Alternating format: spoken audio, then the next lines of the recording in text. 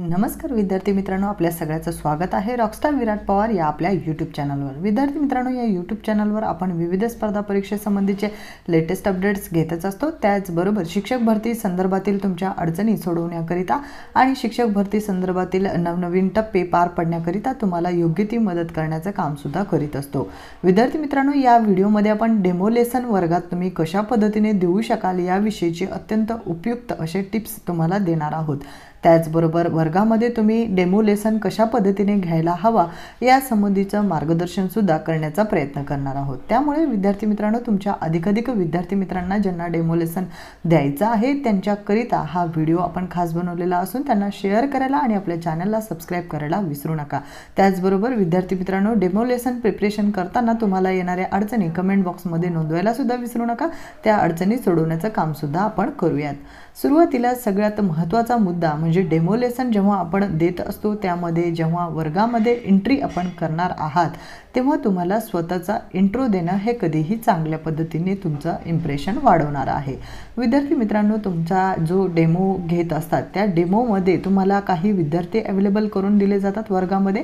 त्या विद्यार्थ्यांना अगोदरच सांगितलेलं असतं की जे आता शिक्षक येणार आहेत ते डेमो देण्याकरिता येणार असून तुम्हाला येणाऱ्या अडीअडचणी तुम्ही त्यांना विचारू शकता। ते तुमचे रेग्युलर टीचर नाही आहेत अशा स्वरूपाची माहिती ही अगोदरच सांगितलेली असते। बरोबर विद्यार्थी मित्रांनो, तुमचा डेमो लेसन घेण्याकरिता आवश्यक अशा त्या वर्ग सोयीमध्ये मागच्या बाकावर डेमो जी तुमचं तपासणार आहेत ती तज्ञ मंडळी बसलेली असते आणि या तज्ञ मंडळीकडे गुणदान तक्ता असतो आणि त्या गुणदान तक्त्यावर ते मार्क नोंदवित असतात। म्हणजे त्यांना जर तुमचं शिकवणं खूप चांगलं आणि प्रभावशाली वाटलं तर ते त्याच्यावर टिक मार्क करून तुम्हाला गुणदान देत असतात। आणि याचबरोबर ही मंडळी ही खूप तज्ञ स्वरूपाची असतात आणि ते तुम्हाला डेमोमध्ये थांबून सुद्धा कुठल्याही प्रकारचा प्रश्न हे विचारू शकतात। त्यामुळे विद्यार्थी मित्रांनो, डेमो लेसन देणं हे जरी तुम्हाला वाटत असेल सोपं आहे तितकं ते सोपं नाहीये। यामध्ये तुम्हाला फार गांभीर्याने आणि आवश्यक असाच घटक निवडायचा आहे ज्याचे तुम्हाला कुठलाही प्रश्न विचारला मध्ये थांबून तरी सुद्धा त्याचं उत्तर तुम्हाला देता यावं आणि त्याचबरोबर तो घटक तुम्हाला अधिक तुम्ही त्या घटकामध्ये पारंगत असाल आणि त्याविषयीचे येणाऱ्या प्रश्नांची उत्तरे सुद्धा अधिक सहजपणे देऊ शकाल अशा घटकाची तुम्हाला डेमो लेसन करिता निवड ही करायची आहे। विद्यार्थी मित्रांनो, हा व्हिडिओ जरी मोठा झाला तरी तुमच्याकरिता अत्यंत उपयुक्त असे सर्व नोट्स मी यामध्ये देण्याचा प्रयत्न करणार आहे जेणेकरून तुम्हाला पुढे चालून कुठल्याही प्रकारची अडचण येऊ नये त्या अनुषंगाने। दुसरा महत्त्वपूर्ण मुद्दा म्हणजे स्वतःचा इंट्रो थोडक्यात तुम्हाला दिल्यानंतर म्हणजे अगदी 1 मिनिटाच्या आतमध्ये तुम्हाला स्वतःचा इंट्रो द्यायचा आहे आणि त्यानंतर लागलीच तुम्ही फलक लेखन करायला चालू करायचं आहे। फलक लेखन करताना तुम्ही त्यावर तुमचे नाव, घटकाचे म्हणजे जो घटक तुम्ही निवडलेला आहे, विषय जो निवडलेला आहे ते सगळ्या गोष्टी तुम्हाला नमूद करायचा। म्हणजेच तुमचं नाव, घटकाचे नाव, त्यानंतर विषयाचे नाव, इयत्ता कोणती आहे, तुकडी कोणती आहे या सगळ्या बाबी तुम्हाला एक फलकावर नोंदवायच्या आहेत। ह्या फलकावर नोंदवल्यानंतर तुम्हाला डेमो लेसन द्यायला सुरुवात करायची असते। तर यामध्ये मग तुम्ही तुमच्याकडे पाठ जो तुम्ही घेणार आहात त्या पाठ नियोजनाचं पाठ टाचन तुम्हाला काढणं गरजेचं आहे। पाठ टाचन काढण्याकरिता आवश्यक बाबी कशा पद्धतीने करायच्या आणि कोणकोणत्या मुद्दे यांच्यामध्ये समाविष्ट करायचे याविषयीचा विस्तृत व्हिडिओ आपण लवकरच प्रकाशित करूयात, कारण तो व्हिडिओ हा अलग कॅटेगरीमध्ये येईल। त्यामध्ये सुद्धा खूप सारे डिटेल्स आहेत तुम्हाला लेखनाच्या गोष्टी वगैरे पाळण्याकरिता, त्यामुळे त्याला विस्तृत माहिती सांगणं गरजेचं आहे। तर तुम्हाला फलक लेखन केल्यानंतर त्यांना तुमच्या हातामध्ये 2 बंच असतील जे तुमचं पाठ नियोजन असेल त्याकरिता। एक पाठ नियोजन तुम्ही स्वतःकडे ठेवत असता आणि एक पाठ नियोजन जे केलेलं आहे तुम्ही त्या जो तुमचे तज्ञ व्यक्तीसमोर बसलेले आहेत त्यांच्याकडे जाऊन सुपूर्द करू शकता। आता महत्त्वाचा मुद्दा म्हणजे पाठ नियोजनामध्ये तुम्हाला सगळ्या गोष्टी ह्या ॲक्युरेटली लिहायच्या आहेत, ॲक्युरेटली त्यामध्ये नमूद करायच्या आहेत, कारण यामध्ये सुद्धा ते चुका काढू शकतात आणि तुमच्या चुकासुद्धा तुम्हाला तिथेच लागली विचारू शकतात की तुम्ही इथे का ही चूक केलेली आहे किंवा इथे तुमच्या शुद्धलेखनमध्ये हा पॉईंट चुकलेला आहे वगैरे। तर तिथे तुम्हाला नाराज किंवा तुम्हाला ही गोष्ट येऊ नये याकरिता तुम्हाला जेवढं जमेल तेवढं अगोदरच गोष्टी ह्या क्लिअर आणि व्यवस्थितरित्या शांतरित्या काढून कुठल्याही प्रकारची घाई गडबड न करता अगदी योग्य पद्धतीने तुमचं पाठ टाचन हे काढायचं आहे। याकरिता तुम्ही एखाद्या तज्ञ व्यक्ती जे तुमच्या आजूबाजू असेल म्हणजे त्यांच्याकडून तुमचं पाठ टाचन काढून झाल्यानंतर तपासून घेऊ शकता, कारण यामध्ये आपल्याला कुठल्याही प्रकारच्या चुका कळलेल्या फार महागात या पडू शकतात। त्यानंतर तुम्हाला पाठाची प्रस्तावना करायला चालू करायची आहे। विद्यार्थी मित्रांनो, पाठाची प्रस्तावना करण्याकरिता अलग अलग पद्धती आहेत। म्हणजे तुम्ही प्रस्तावना करण्याकरिता विद्यार्थ्यांना प्रश्न विचारून पाठाची प्रस्तावना करू शकाल। पाठाची प्रस्तावना करताना तुम्हाला एक महत्त्वपूर्ण मुद्दा लक्षात घ्यायचा आहे, म्हणजे ज्या वर्गातील विद्यार्थी आहेत त्या विद्यार्थ्यांचा वयोगट तुम्हाला लक्षात घ्यायचा आहे आणि त्याचबरोबर त्यांचं पूर्वज्ञान त्या पाठाच्या अगोदरचं काय असू शकेल हे अंदाज बांधून तुम्हाला पाठाची प्रस्तावना ही करायची आहे। आता अंदाज बांधणं जर तुम्हाला अवघड वाटत असेल तर त्याच वयोगटातील विद्यार्थी हे तुमच्या आसपास राहत असतील तर त्यांना तुम्ही बोलवून त्यांना प्रश्न विचारून त्यांना ते प्रश्नाची उत्तरे येतात का हे तपासून घेऊ शकता। जर त्यांना त्या प्रश्नाची उत्तरे येत असतील तर तुमच्या वर्गातील पाठ जे तुम्ही घेणार आहात, जो वर्ग किंवा घटक तुम्ही निवडलेला आहे त्या विद्यार्थ्यांना सुद्धा त्या प्रश्नांची उत्तरे ही देता येतील। म्हणजेच आपल्याला पूर्वज्ञानावर आधारित काही प्रश्न आपण विचारत असतो पाठाची प्रस्तावना करताना, किंवा मग तुम्ही पूर्वज्ञानावर आधारित काही इमेजेस तयार करून नेऊ शकता, म्हणजेच शैक्षणिक साहित्य म्हणून सुद्धा तयार करून नेऊ शकता। अशा प्रकारे तुम्ही त्या पाठाची प्रस्तावना करू शकता। मग तिथे तुम्ही एखादी कथा सुद्धा सांगू शकता अगदी 2 ते 3 मिनिटांमध्ये, आणि एखादी तुम्ही घटक किंवा एखादी प्रसंग वर्णन करू शकता त्या पाठाशी संबंधित असलेला जो पाठ तुम्ही निवडलेला आहे त्या अनुषंगाने। विद्यार्थी मित्रांनो, शैक्षणिक साहित्य तयार करताना काही महत्त्वपूर्ण मुद्दे आपल्याला माहीत असायला पाहिजेत। म्हणजेच जेव्हा तुम्ही शैक्षणिक चित्राची निर्मिती करता तर तुमच्या वर्गामध्ये अंदाजित 30 ते 35 विद्यार्थी असतात।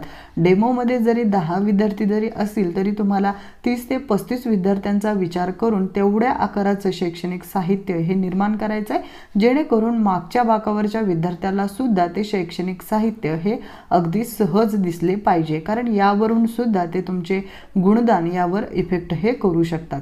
आणि त्यातल्या त्यात तुम्हाला जे तुम्ही शैक्षणिक चित्र वगैरे नेणार आहात ती जर तुम्ही स्वतः काढू शकाल किंवा त्यामध्ये जितकी जास्त कल्पक वृत्ती तुम्ही मध्ये अंगीकारू शकाल तेवढं जास्त इफेक्ट किंवा तेवढा जास्त चांगला इफेक्ट हा तज्ञ ज्या व्यक्तीसमोर बसल्यात त्यांच्यावर पडत असतो। त्याचबरोबर जे चित्र तुम्ही काढून नेता, समजा तुम्ही एखादी उंटाचं चित्र काढून नेले, विद्यार्थ्यांना प्राण्यांची माहिती द्यायची असेल तुम्हाला आणि उंटाचं चित्र तुम्ही काढून नेले तर त्याखाली तुम्हाला त्याचं नाव लगेच लिहायचं नसतं, कारण तुम्हाला जे शैक्षणिक साहित्य तुम्ही बनवलेलं आहे त्यातून विद्यार्थ्याची जिज्ञासा वृत्ती ही वाढवायची असते अगदी त्यामुळे। तर अशा असंख्य गोष्टी आहेत विद्यार्थी मित्रांनो की पाठाची प्रस्तावना तुम्ही कशा पद्धतीने करू शकाल याविषयीच्या। आता तुम्हाला जर काही अडचणी असतील या संदर्भात तर तुम्ही कमेंटमध्ये नोंदवीत चला, ज्या पॉईंट आपण घेतलेला आहे त्या अनुषंगाने, म्हणजे त्या क्लिअर करण्यास मदत करता येईल, कारण खूप साऱ्या गोष्टी यामध्ये समाविष्ट होत असतात आणि खूप मोठा व्हिडिओ होईल त्यामुळे। पुढचा आपण महत्त्वपूर्ण मुद्दा घ्यायचा की एकदा आपण पाठाची प्रस्तावना केल्यानंतर 2 ते 3 मिनिटात आपल्याला पाठाची प्रस्तावना करायची। अंदाजित आपल्याला 15 ते 20 मिनिटे कालावधी मिळतो, म्हणजे 20 ते 25 मिनिटे दिला जातो, परंतु 15 ते 20 मिनिटे अंदाजित कालावधीचा जो तुम्ही शिकवणार आहेत घटक तो धरून चालायचा आणि 5 मिनिटे तुम्हाला इकडे तिकडे थोडंसं गॅप म्हणजे मध्ये तुम्हाला एखाद्या विद्यार्थ्यांनी प्रश्न विचारला त्या प्रश्नांची उत्तरे देण्याकरिता किंवा शैक्षणिक साहित्य काढून दाखवण्याकरिता थोडासा वेळ लागत असतो। त्या अनुषंगाने तुम्हाला पाठाचं नियोजन करायचं, त्यामध्ये 3 ते 4 मिनिटात प्रस्तावना तुम्हाला करायची। प्रस्तावना केल्यानंतर पाठाचं मग तुम्ही हेतुकथन करता। हेतुकथन करीत असताना तुम्हाला म्हणायचं असतं चला तर मग विद्यार्थी मित्रांनो आज आपण हा घटक शिकणार आहोत आणि या घटकामध्ये कोणकोणत्या गोष्टी आपण अधिक चांगल्या पद्धतीने शिकणार आहोत याविषयीचीही थोडक्यात माहिती सांगायची आणि माहिती सांगता सांगताच तुम्हाला बोर्डावर नाव लिहायचं आहे।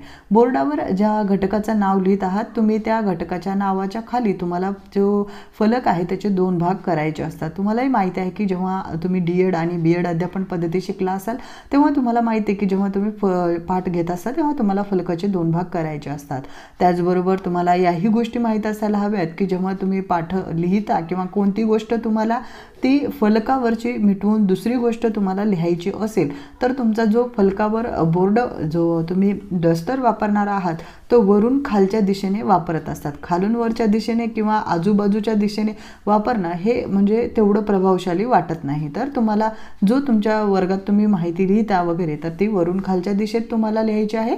आणि त्याचबरोबर पाठ घेताना तुम्हाला तुमच्या हातातला खडू हा जेव्हा तुम्ही वर्गामध्ये ती माहिती लिहाल, ती माहिती लिहून झाली की तो खडू तुम्हाला खाली ठेवून द्यायचा आहे. बऱ्याच विद्यार्थ्यांची इथे अडचण असते की ते खडू हातातच ठेवतात आणि हातातच ठेवून शिकवायला लागतात. काही विद्यार्थी असे करतात, म्हणजे शिक्षक मित्र, की हातातच लेखन ठेवून शिकवायला चालू करतात किंवा मग एकाच जागी थांबून डुलत डुलत शिकवतात, म्हणजे अडचणी ज्यांच्या त्यांच्या. तर त्या पद्धतीने तुम्हाला करायचं नाही आहे. तुम्हाला सगळ्या विद्यार्थ्यांना समरस करून सगळ्या विद्यार्थ्यांकडे कॉन्सन्ट्रेट करत करत शिकवायचं आहे आणि जागासुद्धा म्हणजे तुम्हाला जो पूर्ण तुमचा एरिया आहे तो पूर्ण व्यापक करीत तुम्हाला शिकवायचा आहे. जेव्हा तुम्हाला नोट्स लिहायचे किंवा माहिती सांगायची तेव्हा तुम्ही फलकाच्या आजूबाजू असलेलं चालेल, परंतु जेव्हा तुम्हाला अधिक माहिती सांगायची आहे, विद्यार्थ्यांना कृती द्यायच्या आहेत, तेव्हा तुम्हाला त्यांच्याकडे समोर जाऊन तुम्हाला त्या कृती त्यांना प्रोत्साहन द्यायचं आहे. त्यानंतर कृतींचा सुद्धा तुमच्या पाठामध्ये तुम्ही अधिकाधिक समावेश करा. याचा काय फायदा होतो विद्यार्थी मित्रांनो, की जे विद्यार्थी आहेत त्यांना माहिती असतं की हे डेमो लेसन घेणार आहेत, पण त्यांच्यामध्ये काही विद्यार्थी खोडकर विद्यार्थीसुद्धा असतात जे तुमच्या पाठामध्ये तुम्हाला व्यत्यय आणू शकतात. त्यामुळे तुम्ही मॅक्झिमम जो तुम्ही पाठ निवडताय त्यामध्ये काही ना काही कृती तुम्ही ठेवा, म्हणजे ते कृती करताना तुम्ही त्यांना सांगू शकाल की हे असं करा, ते तसं करा. मग 2 विद्यार्थ्याचा गट समोर बोलू शकता किंवा मग त्या विद्यार्थ्यांना ऑन द स्पॉट तुम्ही साहित्य करून नेलेले असतील, चार्ट वगैरे बनवायचं वगैरे, तर तुम्ही प्रिंट काढून नेलेले असतील त्या चार्टचे तिथे टिक मार्क करण्याकरिता, तर ते तुम्ही विद्यार्थ्यांना देऊ शकता. एक चार्ट तुमच्या हातात ठेवू शकता, त्यांना म्हणू शकता की हे तुम्ही या ठिकाणी ह्या प्राण्यांची असलेलं चित्र टिक करा, मग त्यानंतर या कलरने ह्या प्राण्याचं चित्र टिक करा. असं म्हणजे तुम्ही काहीतरी त्यांना कृती द्यायची आहे आणि कृती देऊन त्यांना एंगेज ठेवायचं आहे. जितकं तुम्ही जास्त विद्यार्थ्यांना एंगेज ठेवताल, जितकं विद्यार्थी शांततेत तुमचा पाठ ऐकून घेतात, तुमच्या पाठाशी समरस होतात, त्याचाच अर्थ तुमचा पाठ हे चांगला चालला आहे. आणि विद्यार्थी मित्रांनो, त्या जो तज्ज्ञ व्यक्ती आहे त्यांच्यावरही चांगलं इम्प्रेशन चाललं आहे. आणि जितका तुमच्या पाठामध्ये गोंधळ होत आहे, जितका ते तुम्हाला मध्ये मध्ये थांबून प्रश्न विचारत आहेत, याचा अर्थ तुम्ही समजून घेऊ शकता की तुम्ही कुठेतरी चुकत आहात. तर त्या ठिकाणी तुम्हाला तिथे चलबिचल न होता पूर्ण कॉन्फिडंटली उत्तर द्यायचे आहेत, कॉन्फिडन्सने शिकवायचं आहे. कारण तज्ज्ञ व्यक्ती जरी तुम्हाला खूप गांभीर्याने पाहत असतील तरी तुमच्या चेहऱ्यावर एक छोटंसं स्मित हास्य ठेवूनच तुम्हाला पाठ शिकवायचा आहे. कारण हे गोष्ट तुम्हाला on field as a teacher म्हणून करायचे आहेत आणि तुम्ही तुमच्या डोक्यात एक गोष्ट काढूनच टाकायची जेव्हा तुम्हाला डेमो घ्यायचा की ही समोरची व्यक्ती तज्ज्ञ आहेत आणि आपल्याला रिजेक्ट करतील किंवा सिलेक्ट करतील. जर तुम्ही या भीतीने जर एखादी पाठ घेणार असाल वर्गामध्ये की मी रिजेक्ट होऊन जाईल किंवा मग एवढी मी मेहनत केलेली शिक्षक भरतीसाठी, तर मला यांनी सिलेक्ट केलं नाही तर मला जॉब नाही मिळणार, असं जर गोष्टी तुम्ही मनामध्ये ठेवून पाठ जर शिकवला तर तो पाठ प्रभावशाली होणार नाही. तुम्हाला फोकस करायचा, आपला पाठ इतका चांगला आपल्याला घ्यायचा आहे की जेणेकरून पुढच्या व्यक्तीला जरी आपल्याला विनाकारण टार्गेट करायचा असेल तरी सुद्धा त्या व्यक्तींना वाटलं पाहिजे की किती सिन्सिअरली या व्यक्तीनं हा पाठ घेतलेला आहे. आणि यामध्ये सुद्धा ही गोष्ट तेवढीच लागू पडते की जितक्या सिन्सिअरली तुम्ही एखादी पाठ घेतात तेवढाच सिन्सिअरली ते सुद्धा ऐकतात. त्यामुळे तुम्हाला इथे कुठल्याही प्रकारचं मनामध्ये डिप्रेशन न आणता पाठ एकदम सुंदररित्या एक मन शांत ठेवून प्रस्तुत करायचं आहे. अधूनमधून प्रश्न विचारत जायचे तुम्हाला विद्यार्थ्यांना, कारण यामुळे काय होईल की तुम्ही म्हणू शकता मग हे झालं तर काय होईल विद्यार्थी मित्रांनो वगैरे. तर अशी जिज्ञासा वाढवणारे प्रश्नसुद्धा तुम्ही विचारू शकता. यासाठी तुम्ही वेगवेगळ्या वेबसाईटचा आधार घेऊ शकता. वेबसाईटवर वेगवेगळे प्रश्न तुम्हाला अवेलेबल होऊन जातील, वेगवेगळे चार्ट्स तुम्हाला अवेलेबल होऊन जातील, तर त्याचा वापरसुद्धा तुम्ही करू शकता. कारण विद्यार्थी मित्रांनो, आपल्याला डेमो हा कसाही झाला तरी प्रभावी करणं हे तितकंच गरजेचं आहे आणि जितका प्रभावी होईल तितकंच तुमचं कॉन्फिडन्स सुद्धा अधिक बिल्ड होईल. त्याचबरोबर तुमच्या वर्गातील विद्यार्थी हे समजा तुम्ही प्राथमिक शिक्षक आहे म्हणून पाठाचं नियोजन केलेलं आहे, पाठ देत आहात, माध्यमिक देत आहात की उच्च माध्यमिकच्या वर्गासाठी देत आहात, यानुसार तुमच्या भाषेचा पद्धत असते. परंतु जितकी सोपी भाषा तुम्ही त्यांच्याकरिता शिकवण्यासाठी वापरता, क्लिष्ट भाषा सोडून, तेवढे विद्यार्थी तुमच्याशी अधिकाधिक समरस होत असतात. कारण यातून त्यांना अभ्यासही चांगल्या पद्धतीने समजतो आणि जास्त तुमच्याशी ते कनेक्ट होत असतात.